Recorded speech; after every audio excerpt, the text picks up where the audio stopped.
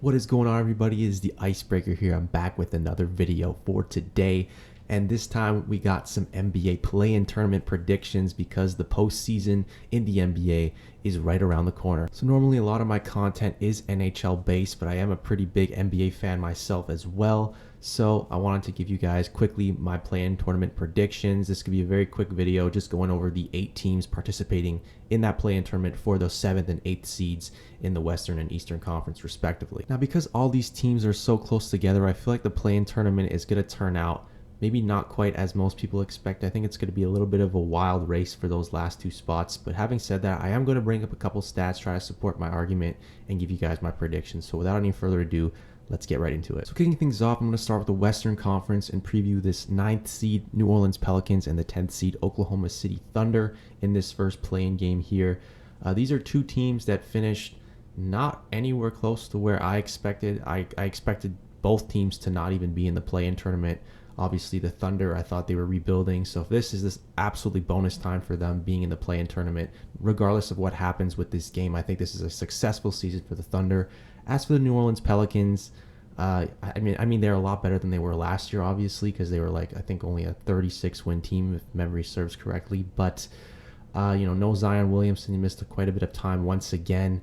The team I thought was going to take a huge step forward, and so far, only a 9th seed this season. A little bit disappointing, but anyway, these are 2 teams obviously very evenly matched. When you look at the Pelicans, no Zion obviously, so that's going to be a huge loss for them. But when you have Brandon Ingram, who averaged 25 a game, CJ McCollum averaging 21, they got other amazing defensive players, Herb Jones, Jose Alvarado as well, Jonas Valanciunas, not scoring the ball at the same rate I thought he would. I think he only averaged 14 this season, but still getting you a lot of rebounds. I do think the Thunder have a pretty decent team, but outside of Shai Gilgeous-Alexander, who albeit was a walking bucket this year, 31 points a game, but I just don't think there's enough offensive support around him. I know Giddey and Dort are solid players in their own right, but not enough scoring, I think, in my opinion.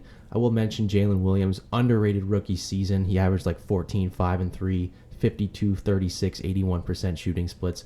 A very, very underrated rookie season. I think he has a bright future. I just think the Pelicans are a much more efficient team, as well as the rebounding for the Thunder. I think I'm a little bit concerned with them. I don't think they're a very good rebounding team. I think their best rebounder this season was Giddey with 8 rebounds a game, and he's a guard. So that just goes to show that this team not very good at rebounding the ball. And I believe they also rank dead last, and in terms of allowing the most rebounds against. And I just think with a guy like Jonas Valanciunas, who grabs 10 boards a night, 12 boards a game, it's going to be too much of a hurdle for that Thunder team to overcome, especially when the Pelicans in all likelihood are probably getting a lot of second chance opportunities for a team that's only a middle pack 3-point shooting team. But I think the Pelicans are just going to be way too much for this Thunder team to handle. Good season for the Thunder, but I think they fall short here, and the Pelicans have a shot at that 8th seed. Next up, we got the 7-8 matchup in the West, the Los Angeles Lakers hosting the Minnesota Timberwolves in that play-in game. 2 teams very similarly constructed, I would say. Just 2 teams that have a much better defensive rating and don't rely so heavily on the 3-point shooting. But, both teams that I didn't really think would be this bad. I mean, the Lakers, to an extent, I thought they would be pretty bad, just considering how deep the Western Conference was going into the season. And I guess, they still done good enough. They're going to be in the play-in tournament. They have a good shot at making the playoffs here. With the Timberwolves, this was a team, without a doubt, one of the biggest disappointments in my opinion. This is a team that had massive expectations to take a huge step forward, especially with that Rudy Gobert trade. And we'll talk about a little bit of the situation that occurred last night. But anyway, let's preview this matchup here. When you look at the Lakers, it's pretty clear, the big stars, the big names they have. LeBron James averaging 29 points a game this season. Anthony Davis, his partner in crime, averaging 26 a night. They got some great supporting cast. Efficient shooters. D'Angelo Russell, I think, was shooting 41% from 3 in his tenure with the Lakers thus far. Austin Reeves is a fan favorite and a very, very good player in his own right. Dennis Schroeder, Jared Vanderbilt as well. Just a lot of really solid players. This team did a lot at that trade deadline to drastically improve the team, get them above 500, and in this position with a chance to get that 7th seed. As for the Timberwolves, I don't think there's a ton of scoring outside of Anthony Edwards this season, who had a great year with 25 points a game. Karl Anthony Towns only averaged 21, but he was injured for a big chunk of the season, so we cut him some slack there. But they have some decent two-way players like Kyle Anderson, Taurean Prince, Mike Conley, shooting really well the ball since coming over to Minnesota. And obviously Rudy Gobert has been an all right addition. I mean, he's had a little bit of a disappointing season. I think a lot of people would say that. But for me, it does come down to the injuries, with Naz Reid not being available for the Timberwolves throughout this postseason run. And of course, McDaniels as well, injuring his hand at last game of this season. Really stupid move by him, punching a wall or whatever. Just really dumb. So he's probably doubtful, in all likelihood, not going to be available for the play-in tournament. Despite the Timberwolves being a very efficient team, they're only a middle of the pack 3-point shooting team, but they are the 4th ranked highest field goal percentage of any team in the league. But turnovers have been a big issue for them as well. They rank 27th in terms of, getting the most turnovers, or like 4th most turnovers, I guess that's what it would translate to. For the Lakers, I just feel like they're a much deeper team. They got a better bench. Even if the 3-point shooting isn't their strongest suit, it isn't the Timberwolves' strongest suit either. And the Lakers also rank 1st in free throw attempts. So look for them to maybe get inside more, draw a lot of fouls, kind of like how they've been doing all season. Very aggressive team, just with the star power of the Lakers as well. I think this should be a pretty convincing win for the Lakers, and I think the Lakers will get that 7th seed when it's all said and done, which means I'll have the Timberwolves and the Pelicans fighting for that 8th spot. We'll preview that matchup now. Between the Timberwolves and the Pelicans, I think these teams match up pretty well. I think it's a pretty evenly matched game here. Both teams having some good shooters, guys who are capable of being very efficient and knocking down their shots, but when it's all said and done, they're both kind of middle of the pack in terms of the 3-point shooting. Both teams are also very sound defensive teams. I think ultimately it's going to come down to who's going to score the most points. Of course, the offense, who is going to come through in those clutch moments. And although I do believe Anthony Edwards is that guy, he has a bright future, I just think the Pelicans have a little bit more depth in terms of their offense. When you have guys like Brandon Ingram and CJ McCollum, either of them can really torch and get hot at any given moment. And especially with the injuries to Naz Reid and Jalen McDaniels now, who's arguably their best defender, the best Timberwolves defender, I think that's going to be really tough to overcome against the Pelicans team that has those all-star caliber players that are capable of getting a bucket and creating their own shot. So for that reason, I have the Pelicans stealing that 8th seed, knocking out the Timberwolves from the playoffs. Moving on to the east part of the play-in bracket here, we got the 9th seed Toronto Raptors versus the 10th seed Chicago Bulls. These are two other teams that I felt I've been particularly disappointed with.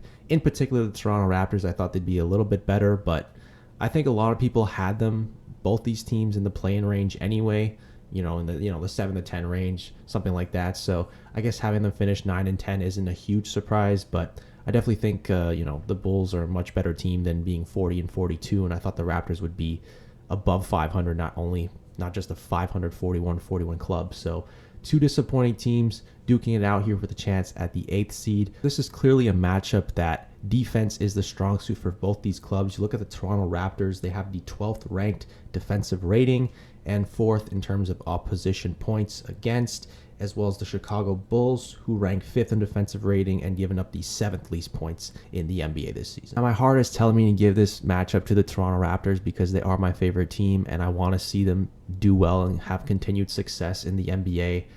But I just have a feeling that the Bulls might be able to squeeze this one out very, very slightly, but I think the Bulls have what it takes. For me, the Raptors, I just think they're a little bit too top heavy. I know they have some very solid players. Their starting lineup is good, but this Raptors team has really struggled off the bench. Really the last couple seasons even, they just don't have enough bench support in my opinion. Although the Bulls, their bench is a little bit better, so that's why I would give them the edge, but also just the scoring options. The leading scorer for the Raptors, Pascal Siakam, 24 a game. The Bulls have two all-star caliber players who have eclipsed Siakam in terms of the scoring. DeRozan and Zach LaVine each give you 25 a night. I just think there's more offensive firepower on the Bulls, and also the fact that neither team is really good at shooting the three, especially the Raptors, 28th ranked three-point percentage, 27th in terms of their field goal percentage, whereas the Bulls, although they are the lowest ranked team in terms of three-pointers attempted, rank 3rd in field goal percentage. So the Bulls are just a much more efficient team, and I just think, led with DeRozan and LaVine, Vucevic, Patrick Williams, who shot like 40% from three this season, Patrick Beverley, Alex Caruso giving some great minutes off the bench, just being great pests defensively as well. I just think the Bulls, I have a feeling they're going to pull this one out on the road and knock off the Toronto Raptors, and the Bulls will have a chance at that 8th seed. Also, DeMar DeRozan, getting a little bit of revenge on his former team. Should have traded him, and he's probably going to put up like 40, 45, maybe 50 points. I could definitely see that being the case. I guess I'm more of a pessimist here, but I definitely think the Bulls have what it takes to maybe make the playoffs. We'll see what happens with the rest of my predictions here. But yes, I am going to go with the Bulls here to take out the Raptors in an upset. And for the 7-8 matchup in the East, we got the Miami Heat taking on the Atlanta Hawks. This is a tale of two completely different teams. A Miami Heat team who can't score against an Atlanta Hawks team that, quite frankly, can't defend. Should be a very interesting matchup here. I'm not exactly sure who I'm going to pick. I have to think about it a little bit. I'm really not sure because I don't really fear either of these teams in terms of their chances of making the playoffs or really doing anything. When it comes to the Miami Heat, I know there's the Jimmy Butler factor who seems to turn his game up to another level when it comes to the playoffs. He's done that several times over the last few seasons. We saw that last year, nearly carrying the Miami Heat to the NBA Finals. 23 points a night. Bam Adebayo, Tyler Hero, also 20 points a game. Those three leading scorers, decent supporting cast. Kyle Lowry on the decline. Oladipo, not the player he once was. I think their depth kind of struggling a little bit. They're not the greatest three-point shooting team. Actually, they had the worst points per game in terms of their offense in the league. They ranked dead last, although the second best defense, ninth best defensive rating. Just a very, very defensively inclined team, but the offense is going to be hard to come by. They're very inefficient as well. They rank 26 in terms of their field goal percentage this season, and they do not rebound particularly well. And also the 27th ranked three-point shooting percentage as well. So a lot of concerns offensively for the Heat, but I do think they are capable of clamping down the Atlanta Hawks in this matchup. Now for the Hawks, it's going to come down to their two top players, obviously Trae Young and DeJounte Murray. Trae Young averaging 26, DeJounte averaging 21 a night. These guys are walking buckets, but if you can stop these guys, I think you can give yourself a pretty good chance to win. Although I do kind of like their depth. I do like DeAndre Hunter, John Collins as well, Clint Capella, Bojan Bogdanovic, and Sadiq Bey, who they acquired at the trade deadlines, thought has been pretty solid since coming over. They've had some good moments where they've been shooting the ball pretty effectively, and that's why they have the third ranked offense and the seventh best offensive rating. But their defense has been an issue, the 26th ranked defense in terms of opposing points allowed and the 22nd best defensive rating. And even their shooting percentage hasn't been particularly high, only ranked 21st in the three-point percentage. And three-pointers attempted, they rank 28th. So it's not a team that attempts a lot of threes. So if they are a team that's going to revert to maybe going to the mid-range or going inside, I think a guy like Bam Adebayo just might completely evaporate that plan. So the Hawks might have to live and die with their three-point shooters and attempt more threes in this particular game for them to have a chance to win. But ultimately, I do think the defense will prevail, and the fact that the Miami Heat do have that home court advantage, I'm going to give them the edge, and I'll have the Heat as the 7th seed, and I'll have the Hawks taking on the Bulls for that matchup to see who the 8th seed will be. And for this Bulls and Hawks matchup, it's going to be a very similar story. Who will prevail? Will it be the offense of the Hawks or the defense of the Bulls? And even with the Bulls, they have some great scorers, like I mentioned, DeRozan and Levine being those two main guys on the team. I just really, really have a feeling that the Bulls are going to find a way to make that 8th seed, despite being the 10th seed and having to win 2 play-in games just to make the playoffs. I think the Bulls actually might find a way to make it. So just looking at both of these teams, I think the Hawks, obviously a very good offensive team, like I said, but the Bulls are a much more efficient team. Neither team really takes a lot of threes.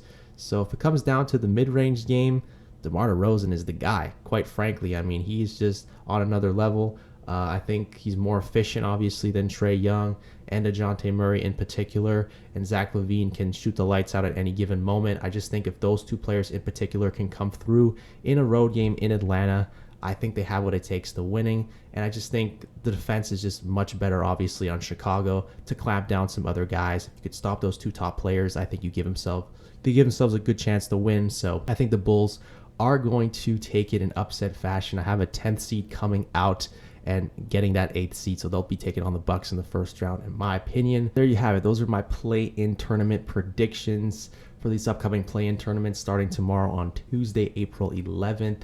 It's going to be a great NBA playoffs. I have a great feeling just looking at the other matchups here. We already have Suns, Clippers, Kings, Warriors, Cavs, Knicks, Sixers, Nets. There's a lot of great series that are going to be up and coming here. But yeah, let me know what you guys think if you stumble across this video about the play-in tournament. Do you like the play-in tournament? Do you think it should be abolished? Do you think it's good for the NBA? Give me your predictions. Who are the teams that you think will win and get those 7th and 8th seeds? I have a couple of upsets in the Pelicans and the Bulls, but Let me know what your thoughts are, your predictions as always. And thank you guys so much for watching. Had a blast doing this video. We'll talk to you again soon. See you guys later.